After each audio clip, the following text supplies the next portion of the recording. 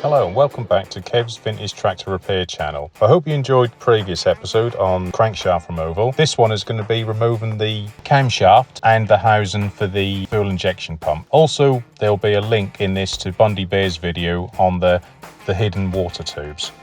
I hope you enjoy.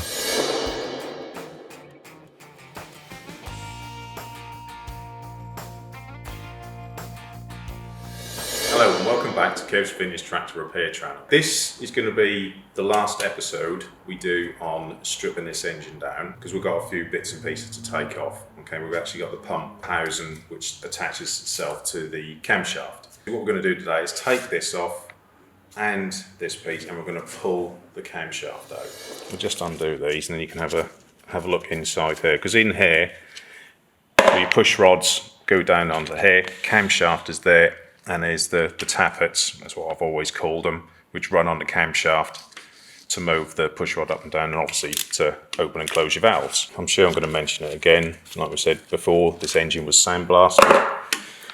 Obviously not cleaned very well. Obviously all this here was behind the pump. So we'll just carry on getting all these bolts out.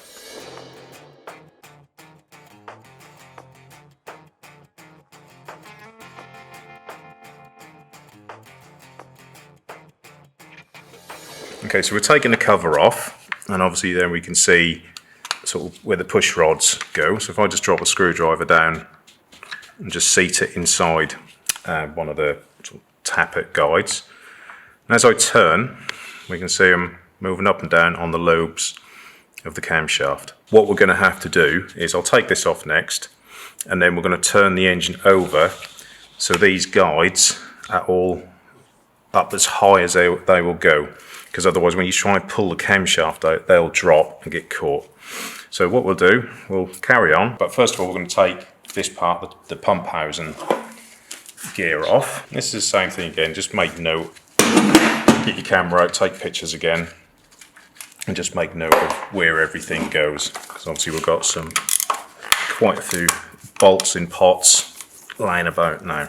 As I'm still trying to get this out, and if we can see on here, this is where your pump bolts onto, and obviously the drive goes into there, and also we can see somebody's used silicone again on that. Like we said before, best place for that, throw it in the bin. Alright, if you are going to use it, if that's all you can get, just use it sparingly. You don't have to put the whole tube around here to make it seal. So it's all usable, but just use it sparingly. So, in theory, this will come off. And off it comes. This is where our pump sits. It goes into that drive there, and then this one is where the pump is then attached to the camshaft. There is a time and setting to remember, because if this goes into the wrong place, obviously it's going to throw the pump out. But we'll talk more about that obviously when we start putting things back together again. This piece on the end here is if your tractor has got a tachometer drive. That's the drive unit, obviously, which goes into the back here. Some do, some don't. Sometimes you'll just see a round plate covering it, but if you wanted to fit one to your tractor, you can get one of these, a cable and a gauge, and then obviously you can then run and sort your revs out in your hours. There's the drive for our pump. So I'll just give it a turn, and there we can see all the lobes going up and down again.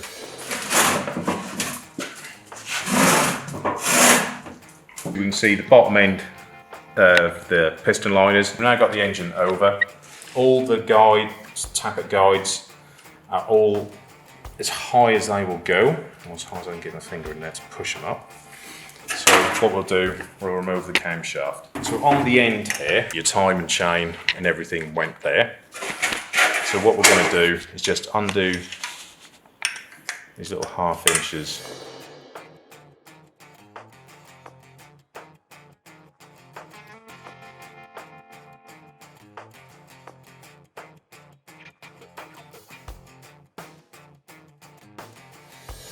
Right, so they're undone, and then what we can do, I'll put a hand inside just to help it out.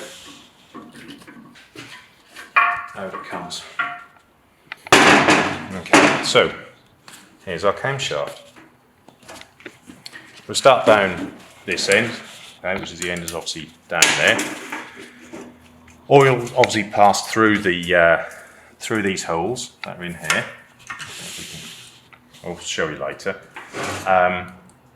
Oil gets pumped through the engine, and it comes into this end. We've got these flats which are on there. Obviously, oil goes into those, gives itself a little bit of pressure, and there's another hole at the top which then pushes the oil up, and then that's how your oil gets up into your cylinder head, oils the rocker shaft. If you remember from one of my other videos, I did mention when I was talking about silicon and things, and I had a Ferguson TEF in, and we couldn't get oil to the top part of the engine, the cylinder head.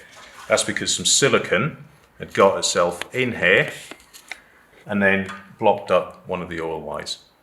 All right, so that's how serious it can get. So use it if you need to, if that's all you can get, but obviously just use it sparingly. So that's that end. Our exhaust and inlet lobes, which are there. Now this one here is round, but it's off center. That's where our fuel lift pump runs on. We can see where the part of the lift pump runs all the time. So we'll come a bit further along. This is where it goes into the block, and there is a bearing inside. I don't know if you'll hear it, but there is quite scored up. But hopefully we should be able to save that. So come along a bit more. 2 more lobes, inlet and exhaust for number 2 cylinder. And say they are. There's a few little marks in them, but let's see how we go. This one here is for our number 1 cylinder lobes. Got oil ways, holes and things like that in there to pass oil around the engine, which is on the end there. I haven't seen whether you can get brand new camshafts if yours was really bad. I haven't found any yet. Maybe if anybody knows, put a comment in the comments. Also in here we've got bearings, all right, but I will see if I can get those out and show you those at a later date. In here are the little tappet guides. When the engine, when it's in there, obviously your push rod comes up out of there, and then when it turns, it rides itself up on the highest point to open your valve, and then comes down to close it. Right, so that's what these are. And let's say take them out, have a good look at them. Let's say that he's got a little dimple in it, but we can use these again. So you want to take these out. I suppose if you're going to obviously put the engine back together fairly quick, just number them on a piece of card like 1 to 8, so you know where they all went, so they can all be married up. Which you could do that, which doesn't hurt. There's still one short. And there we go. All right, so that's the camshafts and the little guides out as well. We've got the camshaft out and all those bits and pieces. So what we want to do now is remove the piston liners. All right, so we can get to the bottom of them. You can see if you can find some pullers and bits and pieces like that. I was at the local engineering firm a few weeks ago, and they had a scrap bin, and they found this. I found this little round disc or whatever it was for, and just made this little punch. You want to make it slightly smaller than the bore of where you're going to go, because what we don't want to do is tap that in and it gets stuck halfway up. Line it up best we can. And try not to get in the way of the camera. Get your big hammer, and then just give them a tap. So what I'm going to do, I'm going to turn the engine round so it's in the light, then you can just watch the liners all coming out.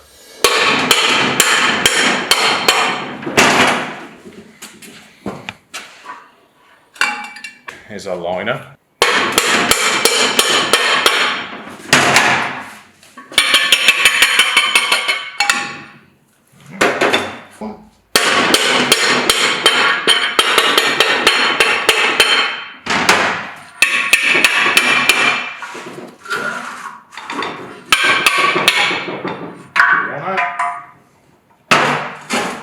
Let's try get onto this one. We're going to give this a really good clean. Now, I did one of these a few years ago now, where somebody had a bit of a job getting the liner out. So they got a hammer and chisel in there, and they'd cracked all the inside here, where obviously where your piston will go, your liner will go, and they'd cracked it so much it'd gone through into the water jacket. So obviously water was going through and into the engine, so we obviously had to fit another engine to that tractor. There's no real damage in there, but I will inspect it more once I've cleaned it and pressure washed it. We've stood the engine up. All right, so the last thing we're going to do, all right, is remove these core plugs or expansion plugs, whatever you want to call them. I'm filming this now, and it's going to be a few weeks before this video is out, but Bundy Bear did a really good video on replacing core plugs. Talked about the different types you can get: stainless steel, brass. These are just mild steel ones. Watch that video, it is very good. If you're going to all this work to rebuild the engine, why not replace this thing, which doesn't even come to 10 pence or whatever? Because this one here is where your water pump housing sits. So if you imagine you've got your water pump housing, your water pump, your fan, your radiator, you've put it all together, and you're going to take it all apart again just for this little disc here. All right, and get myself at the right angle.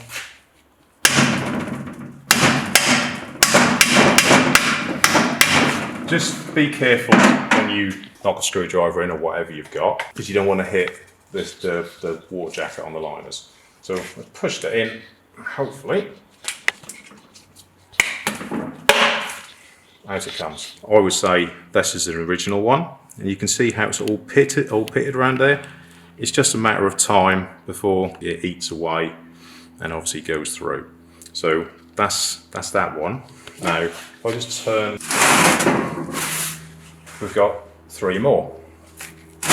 Now, for some particular reason, I guess because I'd say it's further away from the drain port, this one tends to leak and tends to rot out. This is where your start motor is, okay? And it's this one here. I know from the past, and it's exactly the same on the Ferguson FE35 they tend to rot through as well on that corner and leak.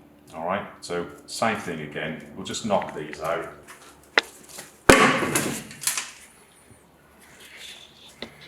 Okay, so there's another one. There's another. And the last one out.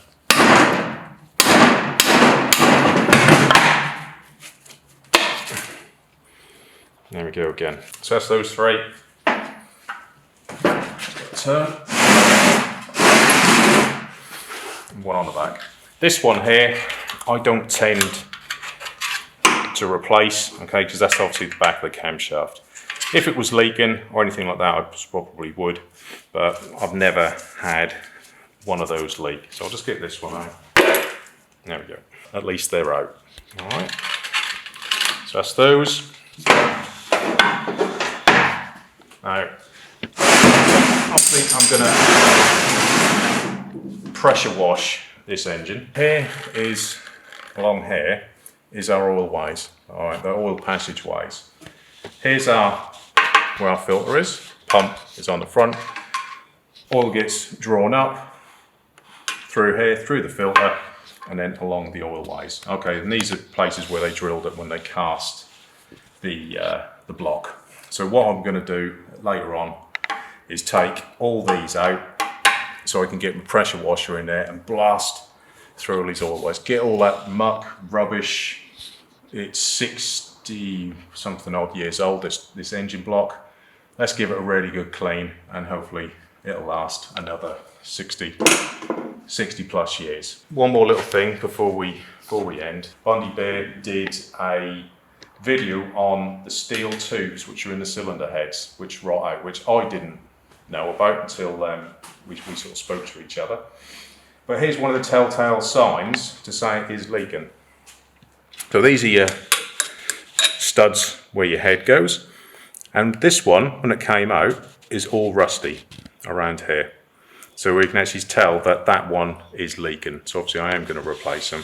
So it's normally this one and this one where the steel tubes are. I hope you've enjoyed these past few episodes on stripping the 23C engine down. What I'm going to do now is I'm going to go away, give everything a really good clean, get my crank looked at, get the cylinder head looked at, get everything back, and then we're going to do a step-by-step stage or step-by-step program videos of putting it back together.